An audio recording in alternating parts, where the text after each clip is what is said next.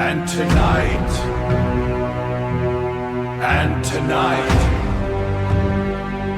the vault is open. He had a passport, not a forged one, not a damaged one, a clean, valid, professionally issued passport, with an entry visa stamped inside it, with his photograph, with his name, with a government seal embossed on the cover. He had a hotel reservation in Tokyo, confirmed, paid, dated. He had a return ticket, economy class, window seat, departure in for days.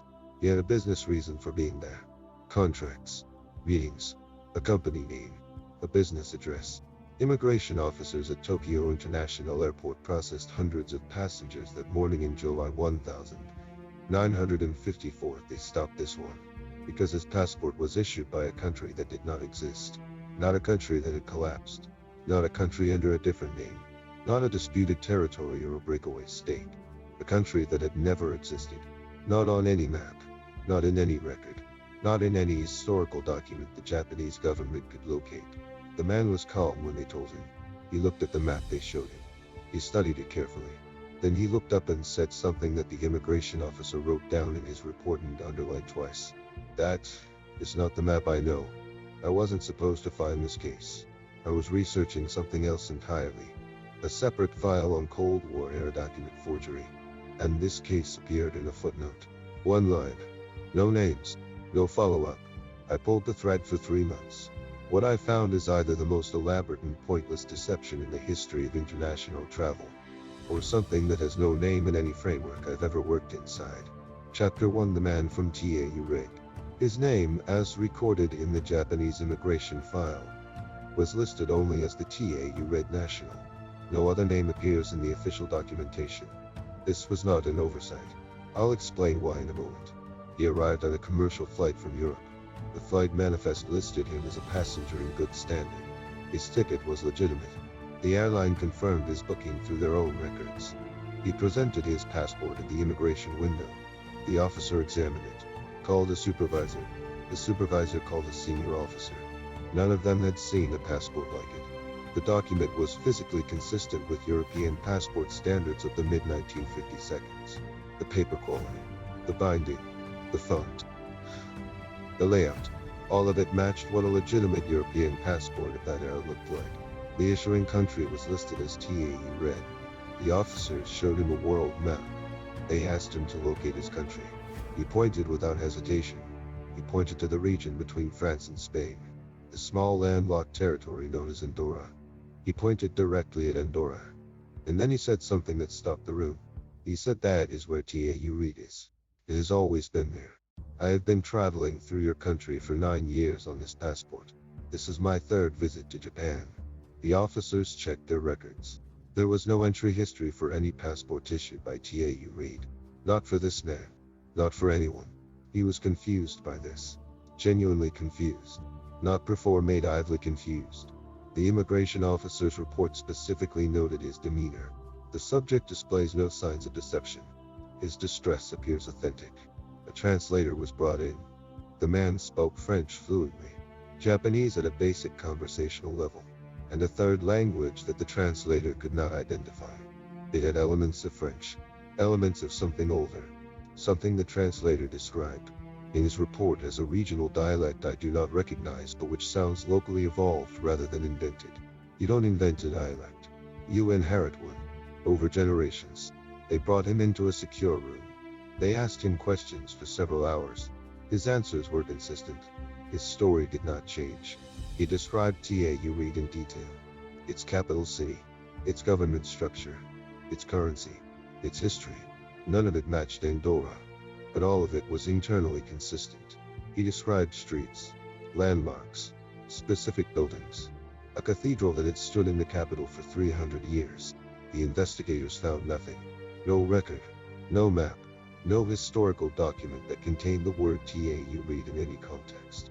They confiscated his passport, his hotel documents, his return ticket, his business papers, his personal wallet containing currency that the Bank of Japan examined and could not identify. The coins were old. The metal composition was consistent with European minting practices. The faces on them were faces nobody recognized. They put him in a hotel room. 2 guards outside the door. They told him they would resolve this in the morning. In the morning, he was gone. The guards had not moved from the door. The window was locked from the inside. The room was on the 15th floor. He was gone.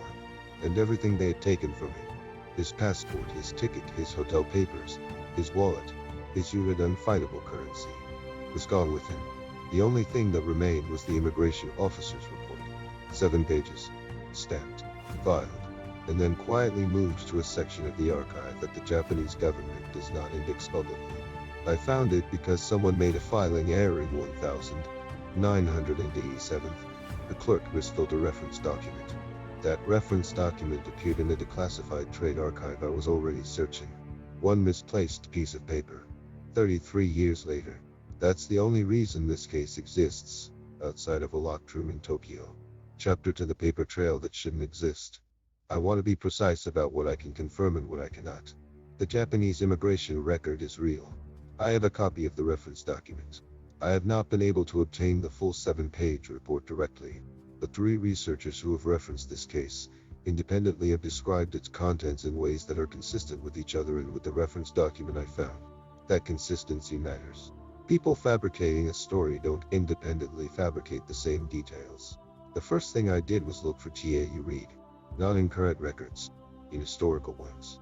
The region between France and Spain has a complicated history. Before Andorra was formally established as a territory under its current governance structure, that land passed through multiple claims: Frankish, Moorish, Aragonese, Episcopal. The name Andorra itself has disputed origins. Some historians trace it to a Basque word, some to an Arabic root from the Moorish period. I searched every regional name variant I could find in historical documents from that territory dating back to the 9th century. I found nothing called TAU Reid, but I found something else. In a French ecclesiastical record from 1347, a land dispute document, there is a reference to a territory described as the lands of the TAU Reid people. The document is describing a boundary disagreement between 2 bishops, TAU Reid, not TAU Reid, but close enough that I kept reading. The document describes the TAU Reid territory as occupying land between the mountains of the Eastern Marches, which is a medieval description that maps approximately to the Andorra region. That document is real. It's held in the archives of the Diocese of Urgell in Catalonia. I contacted the archive directly. A researcher there confirmed the document exists and provided me with a scan of the relevant passage. One word. In a 700-year-old land dispute record. It could be coincidence. It probably is coincidence. But here's what made me keep going. The man's currency. The Bank of Japan's examination of the coins found in his wallet produced a report. That report was filed with the immigration case. I found a summary of it in the same misfilled reference document. The summary states coins are consistent with European minting practices of the 15th to 17th century. Metal composition matches known alloys from that period. The faces depicted on the coins do not correspond to any known European monarch or head of state from any recorded territory. 15th to 17th century coins. In a man's wallet. In 1954. Not antique coins. Not collector's items displayed separately. Coins in a wallet, mixed with what the report described as smaller denomination coins of more recent apparent manufacture, consistent with mid-20th century minting. Old coins and new coins, in the same wallet, being used together, as if both were simply currency, current and valid, from the same place. I called a numismatist, a specialist in historical coinage. I described the report's findings to her without telling her the source. She said that's not possible as a forgery scenario. You can replicate the appearance of old coins. You can triplicate the metal composition without access to specific sources that were depleted centuries ago. If those coins tested as genuinely old, they were genuinely old. I asked what that meant in practical terms. She said it means whoever had those coins got them from somewhere that was using them. Not collecting them, using them. I want to tell you about 3 other cases, because the man from TAU Reid is not the only one. In 1851, a man appeared in Frankfurt, Germany. He was well dressed. He spoke German fluently but with an accent nobody could place. He carried documents identifying him as a citizen of a country called Laxaria. No such country existed then. No such country exists now. He spent 3 days in Frankfurt. He ate meals. He paid for them, with currency that local merchants accepted because it appeared legitimate. Then he walked out of his hotel one morning and was never seen again. The Frankfurt case appears in a single local newspaper report from that year. I found it in a digitized archive of 19th century German regional papers. In 1905, a woman arrived at a port in Buenos Aires. Her papers identified her as a citizen of something translated from the Spanish as the Inland Republic. No inland republic existed in South America in 1905 or at any other time. She was held for 2 days while authorities attempted to verify her documents. On the third day she was gone. The holding facility's records describe the same detail as the Tokyo case. Door locked from the outside. No other exit point. Gone 3 cases. Across a century. Across 3 continents. All 3 involve people carrying documentation from countries that don't exist. All 3 involve disappearances from secured locations. All 3 involve currency or documents that specialists later described as inconsistent with forgery. I put these cases in front of a historian who specializes in parallel history theories. Academic fringe territory. The kind of researcher who publishes in journals most people never read. I described the 3 cases. I asked for a framework. He said the simplest explanation for a person carrying valid documentation from a non-existent country is that the country exists somewhere the documentation is valid. I asked him what he meant by somewhere. He said the many worlds interpretation of quantum mechanics suggests that every possible outcome of every possible decision produces a branch in reality. Most physicists treat this as theoretical. But if it isn't theoretical, then there are versions of this planet where Andorra is called Tau Red, where a landlocked territory in South America became an inland republic, where Laxaria is on the map of Europe. I asked him, do you think people are crossing between them? He said, I think 3 people arrived somewhere they didn't expect, with documents that were completely valid where they came from, and then disappeared back to wherever that was. I asked how.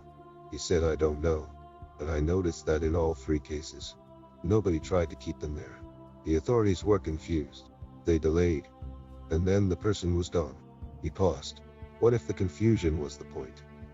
What if they needed a specific window of time, and the confusion gave it to them? I thought about that for a long time. A window of time, bought by a passport, a hotel reservation, a return ticket, a return ticket. The man from Tau Reed had a return ticket. He was always planning to go back. Chapter 3: What the official record does and doesn't say. I want to separate 3 things clearly. What is documented, what is corroborated, and what is inferenced. The documented, the Japanese immigration reference document exists. The 1347 French ecclesiastical record exists. The Bank of Japan summary exists within that reference document. The Frankfurt newspaper report exists in the digitized archive. The Buenos Aires port record exists in the Argentinian National Maritime Archive. I contacted that archive directly. A researcher there confirmed the 1905 entry and provided the relevant case number. 3 continents. 3 separate archival systems. 3 independent records. The corroborated. Every researcher who has referenced the Tokyo case independently has described the same core details. The passport, the map, the pointed finger, the locked room, the disappearance. These details don't vary across sources. That's not how fabricated stories behave. Fabricated stories accumulate detail over time. They grow. They elaborate. The Tokyo case details have remained consistent across 70 years of independent references. The inference, everything the historian said. The many worlds framework. The window of time theory. The return ticket is intentional. I want to be clear about where documented fact ends and inference begins, because this case makes it very easy to blur that line. Here is what I cannot explain within the documented facts alone. The currency. If the man was a fraud, the currency was the worst possible choice. You don't forge coins with pre-industrial metal compositions if you're trying to pass through immigration. You use cash. You use something untraceable and unexaminable. Old coins with unit unfindable faces are the opposite of a clean deception. The language. The translator's description of an unrecognizable regional dialect is the detail I keep returning to. Translators in mid-20th century Japan were trained professionals. They worked with documented languages and documented regional variations. When a professional translator says a language sounds locally evolved rather than invented, that's a specific technical observation. Locally evolved means it developed organically within a community over time. You can't sit down and manufacture a locally evolved dialect. It takes generations. The hotel reservation. This detail almost never gets discussed in accounts of this case, but it's in the reference document. The hotel confirmed his reservation through their own records. The booking existed in their system. It had been made in advance through a legitimate booking process, which means someone made that reservation using a process the hotel recognized as valid, using contact information they accepted, using a payment method they processed. You cannot make a hotel reservation from a country that doesn't exist. The administrative infrastructure won't allow it. There is no address field for a non-existent nation. There is no currency processing system for money that has no exchange rate. And yet the reservation existed. I contacted the hotel. It closed in 1987. The records no longer exist.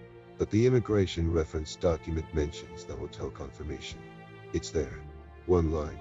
Hotel reservation confirmed through standard booking channels. Standard channels. For a man from a country that wasn't on the map.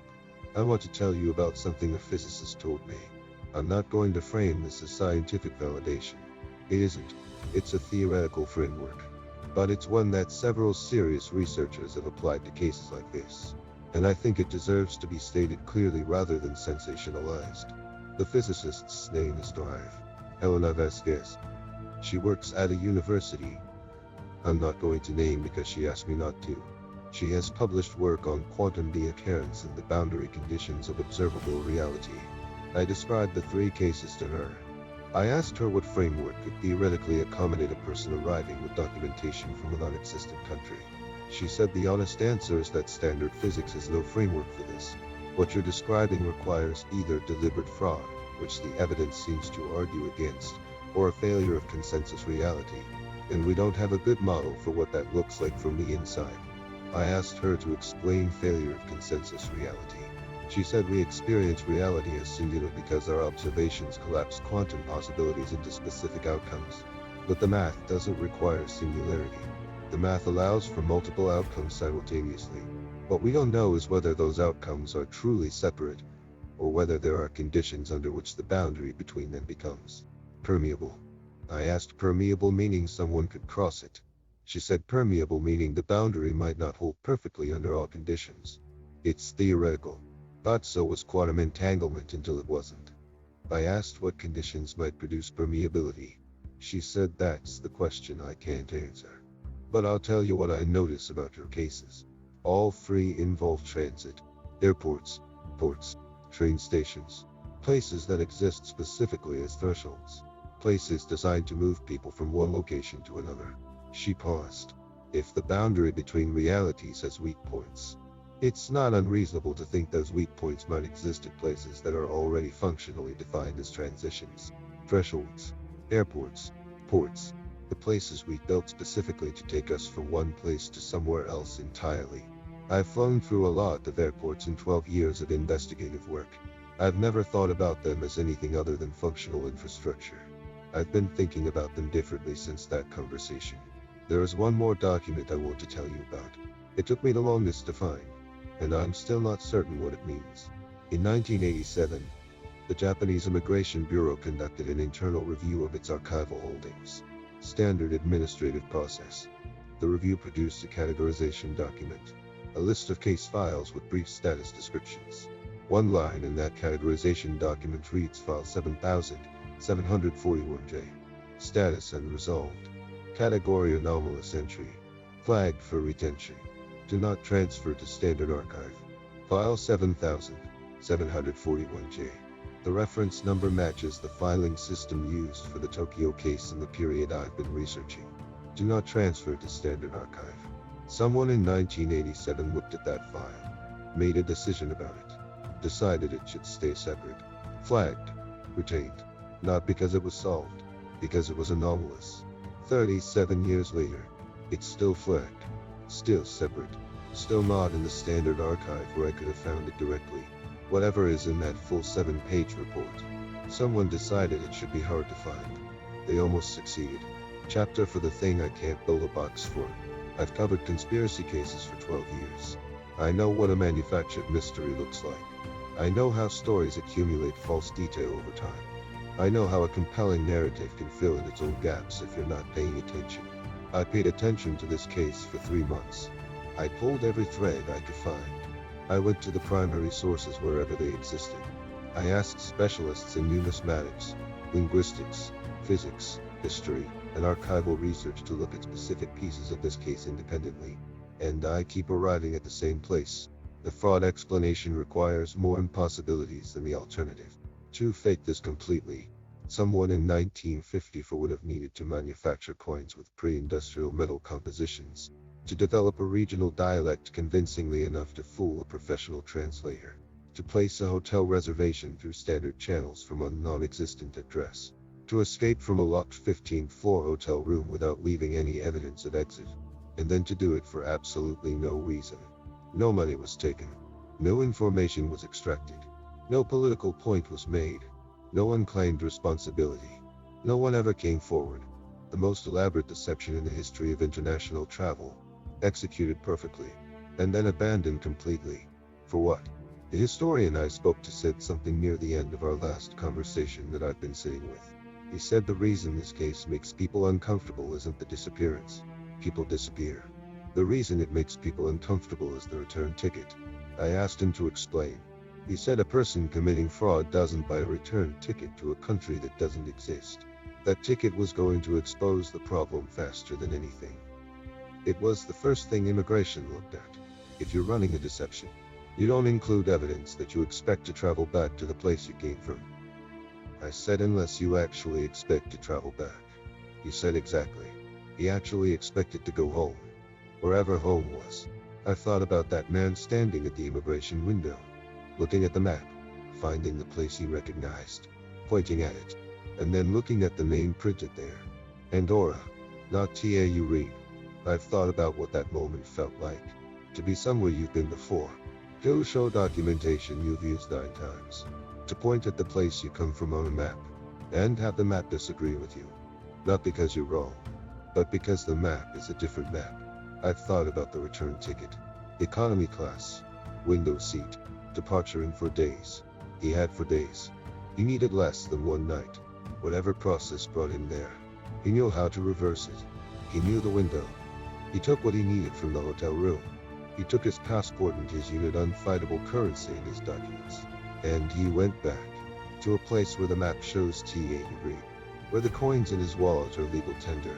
Where 9 Japanese immigration stamps in his passport are a normal travel history. To a place where he is not anomalous at all. I don't know how to end this case.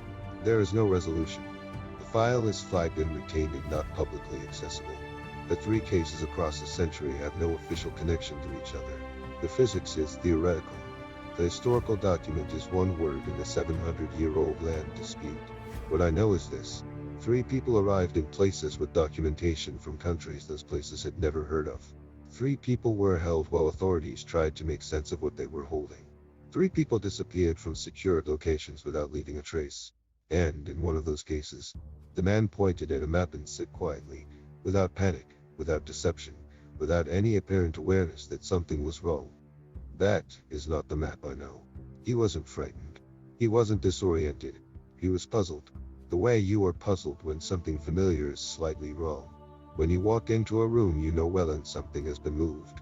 That kind of puzzled. Not the confusion of a man who is lost. The mild surprise of a man who has ended up somewhere just slightly adjacent to where he meant to be, and who knew exactly how to get back. The Japanese immigration file on the man from TAU Red is still categorized as anomalous. Still flagged.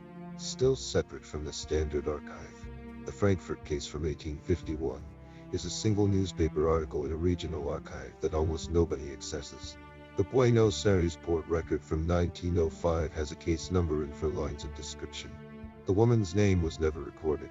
Her country of origin was listed as unknown, disputed. Disputed. Not impossible. Not fraudulent.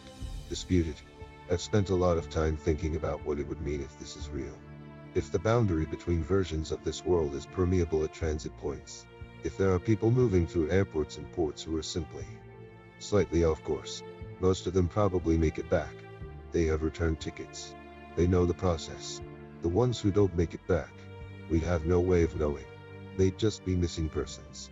People who went to an airport and never arrived at their destination. We file those cases every year. Tens of thousands of them globally. I'm not saying those cases are this. I'm saying we don't know what they are. The man from TAU Reed knew something we don't. He knew how thresholds work. He knew how to stand in the right place at the right time and move between the map he knew and the one we use. I think about that sometimes when I'm in an airport, standing in the immigration line, handing over my passport. One version of this world where everything is where I expect it to be, and somewhere adjacent to it, a man on his 10th visit to Japan, pointing at a map, mildly puzzled, wondering how the name dot changed. Subscribe to William's Vault. New cases every week. Some of them have answers. This one doesn't. I'll see you in the next one.